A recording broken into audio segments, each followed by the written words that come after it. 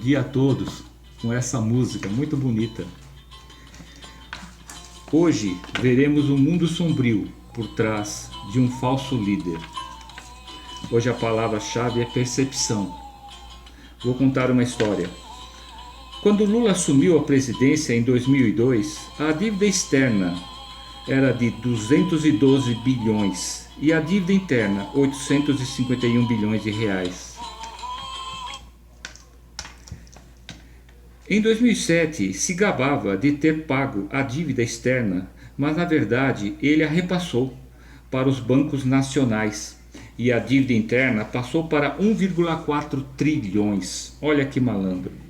Em 2020, Lula realizou a façanha de ter nova dívida externa de 240 bilhões de reais e uma dívida interna de 1,65 trilhões de reais, que somados chega a 1,89 trilhões de reais.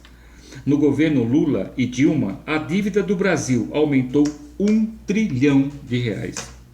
Grande parte da dívida, vejam só, vem do dinheiro gasto no PAC, Bolsa Família, Bolsa Educação, Bolsa Faculdade, Bolsa Cultura, Bolsa Presos, Bolsa Prada para a Marina, entre outras bolsas. E assim Lula tirou 30 milhões de brasileiros da pobreza. Detalhe, mas não com o nosso crescimento, e sim aumentou o nosso endividamento. Lula e Dilma nos deixaram com uma dívida pequenininha de 2,2 trilhões de reais. Ou seja, cada brasileiro acordou com uma dívida de 1 milhão de reais por pessoa. Hoje não se consegue nem pagar os juros dessa dívida trilionária simples. Nossas reservas cambiais são de 374 bilhões de dólares. A nossa arrecadação em 2019, porque desse ano aqui, em impostos, é de 1,5 trilhões de reais, que somado a tributos estaduais e municipais chega a 2,5 trilhões. Olha o quanto de impostos nós pagamos. Temos 1,5 milhões de servidores a um custo de 725 bilhões de reais por ano. A meta do déficit para 2020 era de 124 bilhões. Com a pandemia, o déficit pode passar de 400 bilhões. Depois dos dados passados, vou falar de percepção. Vamos ver o que significa déficit. Muitas pessoas nem entendem, não entendem.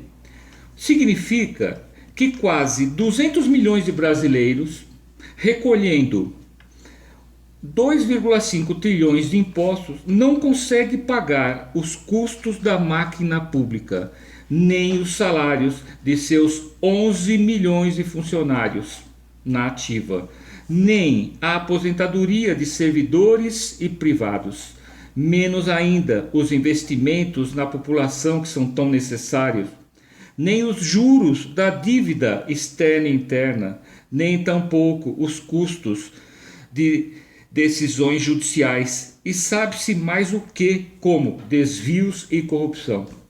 A diferença entre todos os gastos que eu já mencionei e o total arrecadado resulta no déficit.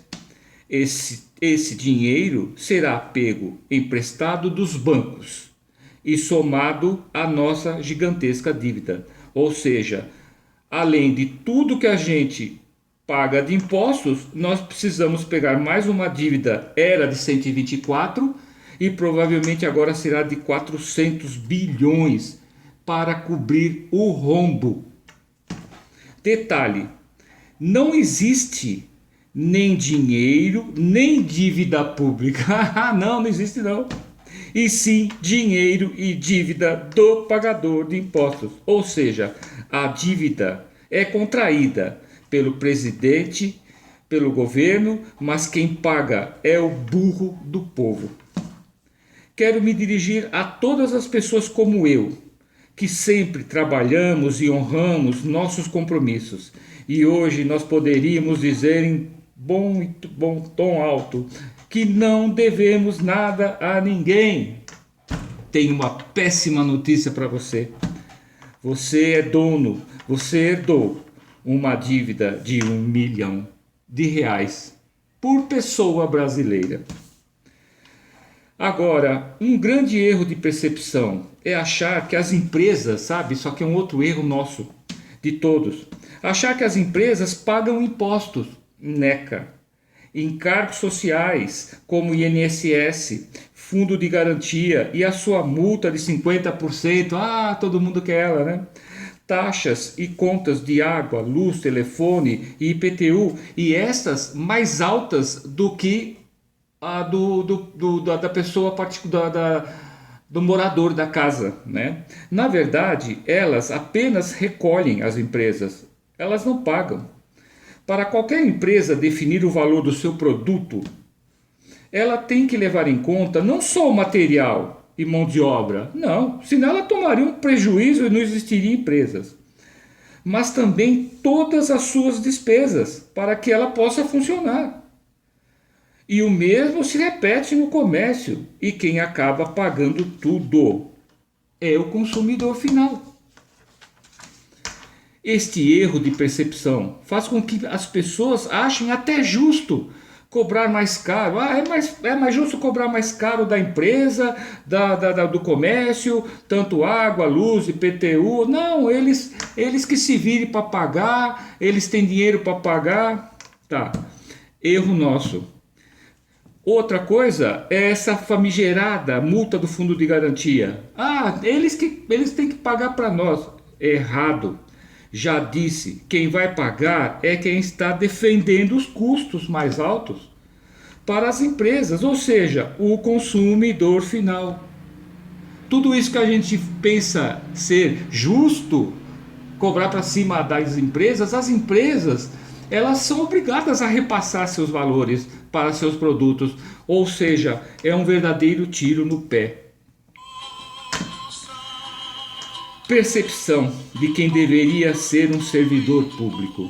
Vejam só, o serviço público, ele existe para cumprir seu destino, como diz seu próprio nome, de realizar uma das mais nobres e dignas funções. Sim, a de servir alguém, a população. É um sentido mais amplo, sabe? É de cuidar das pessoas.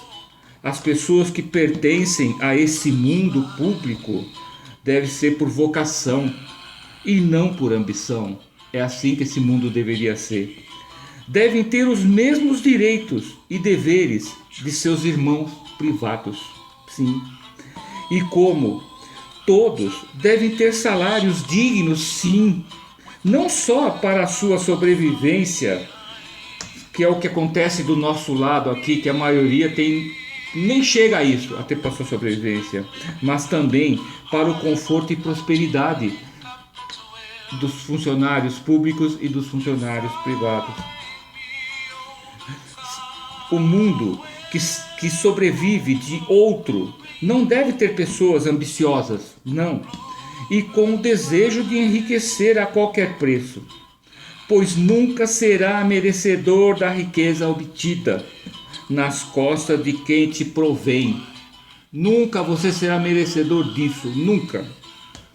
Se acha capaz, está em mundo errado. Venha para o nosso e enriqueça por merecimento e às suas custas, sabe? É o que eu tenho a dizer para todos. Hasta la vista, baby.